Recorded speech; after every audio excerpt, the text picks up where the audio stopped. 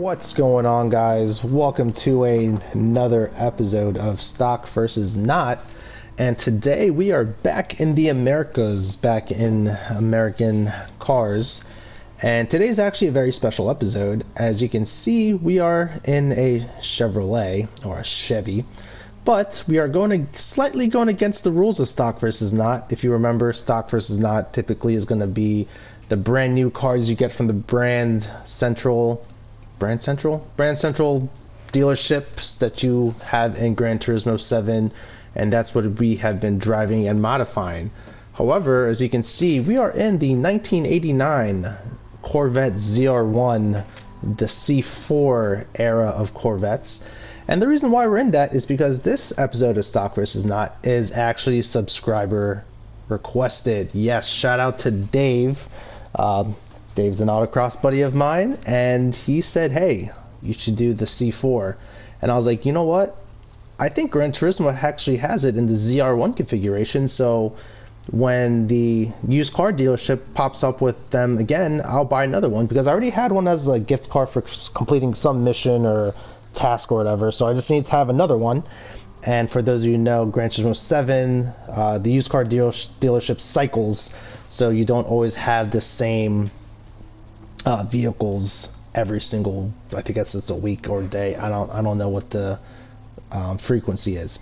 So anyway, today we are doing a special request that is the 89 Corvette ZR1. Still the same layout though. We're gonna drive one fully stock, and then we're going to go ahead and fully modify one and see what it can do. Let's go to the car settings and take a look at its statistics. We're gonna be running Comfort Soft tires. This is going to be slidey. I think I have not driven this in its stock configuration, mind you.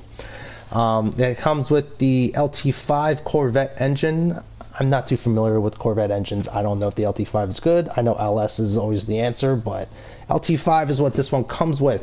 375 horsepower, 370 foot-pound of torque, and it weighs just a smidge under 3,500 pounds. Surprisingly, it is close to a 50-50 weight distribution, so hopefully the handling is going to be ideal. It is front engine rear-wheel drive configuration, and this car actually is a very good looking car. You can't knock it. Personally, I'm a C5 C6 body style guy, but C4 comes in a good second place there.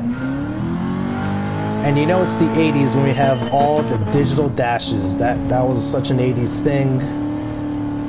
Retro, futuristic, back to the future. You know how it is. Alright, let's go ahead and see what this C4 Corvette can do. And this is the ZR1, so this was the fastest version you can get, I believe, from the boys over at GM. I don't know where the breaking point is for this car, but actually it's actually fairly composed.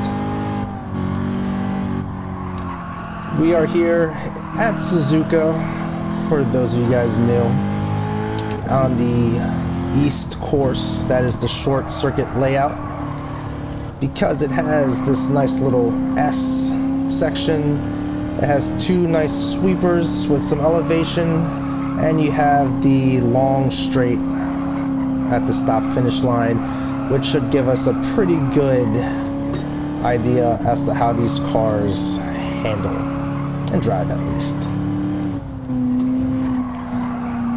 Let's just do this feeler lap. Alright, let's go ahead. We're going to do about 3 laps on the stock car, and then we'll go ahead and jump onto the fully modified version.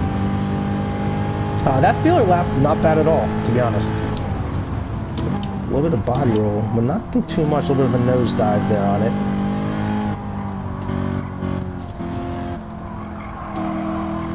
The C4 was kind of, I guess, the first futuristic style that we're all kind of known now. I guess the C3 kind of, I guess C3 is the one that kind of looks like the bubbly era of the Corvettes, and then this is where they started getting angular. I could be totally wrong again. I'm not too much of a Corvette guy to speak on it, but I believe the C4 was the first era where they started making them look like that iconic wedge shape that we all know Corvettes to be before they came out with that C8 McLaren thing, NSX looking mid-engine car. But yeah, this is what we grew up with, looking at these wedge-shaped little muscle cars that were defeating all the Italian supercars, or getting really close to them at least. This car is actually very nice in stock form. Very easy to drive. A little bit slidey, but not that bad. Very similar to how the stock like GT86 Toyota FRS. Oh, I guess we didn't have the FRS in the game, but you know, I mean the GT86, GR86, how those drove when it comes to its feel. Yeah, not a bad car to drive in its stock form. And I think I lied. I think I was just doing one of the license tests recently, and I think they had to do something in this ZR1, and I found that was very easy to drive for that test. Okay. We came out with a 102.498. Let's see where that puts us on the leaderboard. 102.498. Let's go over to the 600 performance points, and it has put us at the bottom of the leaderboard. It is just a little slower than the GR Yaris and the GR Corolla. Now let's keep in mind those cars are substantially lighter, and they had better tires, and those were all-wheel drive. So yeah, I'm not too surprised about that. It was nowhere near the Toyota Hi-Medic ambulance in its full race trim. So anyway, that is the stock ZR1. Let's go ahead and hop into the fully modified. And I know, Dave, you're watching this. I got a little treat for you if you didn't see in the thumbnail. There we go. Let's just go ahead and take a look at the car settings here. We have a livery-inspired Cam S number 49 C4 ZR1 Corvette with the gold wheels, black bodywork, just like Dave's autocross car. There you go, buddy.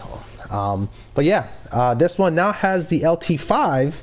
Again, I don't know what LT5 is, but it has another LT5 from the C7 Corvette. So that is a newer one, obviously. We did also throw a supercharger on it. So now we're making a healthy 1100 horsepower, 872 foot-pounds of torque. It's very light now, and I did not mess with the weight distribution. We kept it at 5248. It did bump us up to a 794 performance point value. Let's see what else is living in that area there. So there we go. Again, we have the Jaguar F-Type at a 49-second. Let's see if we can do something about that in the Corvette. I don't know if I have it in me again, but I have a very bad habit or track record of any 4-digit horsepower car I have lots of trouble driving. The GT350R as an example. So I would guess this car should be somewhere around that 50-second mark, but we shall find out.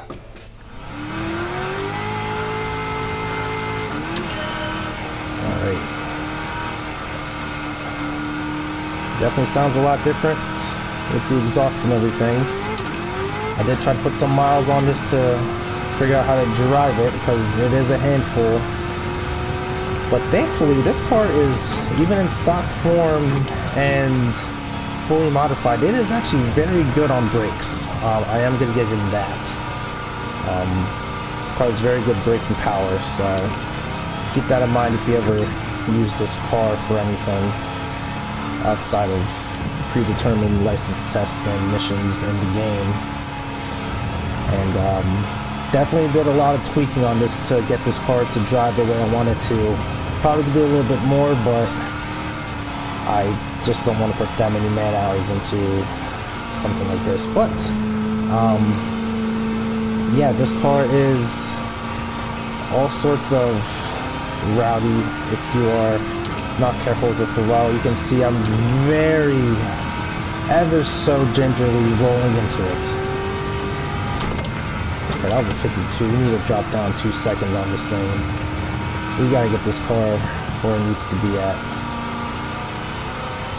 For the fully modified cars, we typically do 3 to 5 laps, depending on how clean of a drive I get or how good of a lap I can cut out. But like I said, these 4-digit horsepower cars tend to be my Achilles heel because I typically suck at driving these cars. Why Gran Turismo allows you to put 1100 horsepower on a 40-year-old classic, I don't know.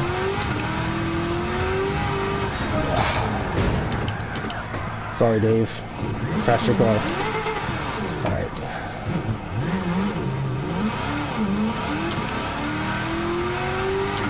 Like I said, it's so touchy on throttle that you just have to baby this thing. Alright, that was a 51. We're probably definitely going to have to do a 4th lap on this one for sure. This 3rd lap is pretty much trashed. We're aiming for that 52nd lap.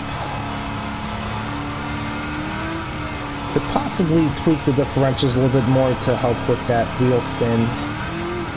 But this thing is just all sorts of rowdy. It is good on turn-in though. I'll give it that much. Alright.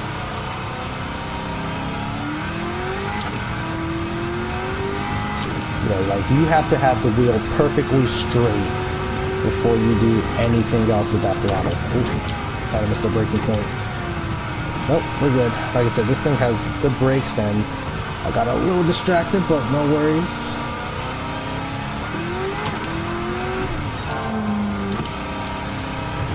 Get through these S's here. This car is very well composed through these S's. I have no complaints here. Some cars are very pushy or slidey, but this car is very nicely composed through here. Maybe if I short shift into 4th before I go into here. Let's see. Let's roll, short shift. There we go. Alright, let's do lap number 5. Let's see what we can do. Can we dethrone the Jaguar F-Type? That is the question. I think we might have it in us if I do not mess up this lap.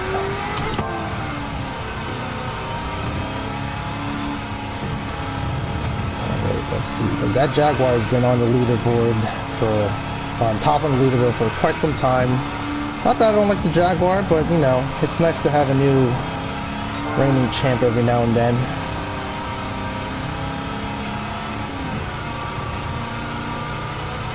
Alright, it's final turn. Don't do anything stupid. Ah, nope. Ah, okay. Let's see what we did. Optimal down here at the bottom though, 49.085. Remember that. 49.085. Let's see. Where does that put us? Where does that put us? It puts us 7th place currently at our actual recorded time. Oh, I think this car would have done it. This car would have totally done it, I think. Oh man, yeah, so this Corvette definitely has an optimal time in it. Oh no, let's not delete the ranking. That's a good one. But there we have it, folks. Corvette ZR1, again, special shout out to Dave for requesting it. Like I said, I do listen to you guys, so if you want a specific car that falls outside of the rules, I'll do it. You just have to ask very nicely and we'll get it done. But yes, we are covering all the Chevy models right now, so the next one will be something from the actual dealership, and I'll catch you guys at the next one. See you guys later.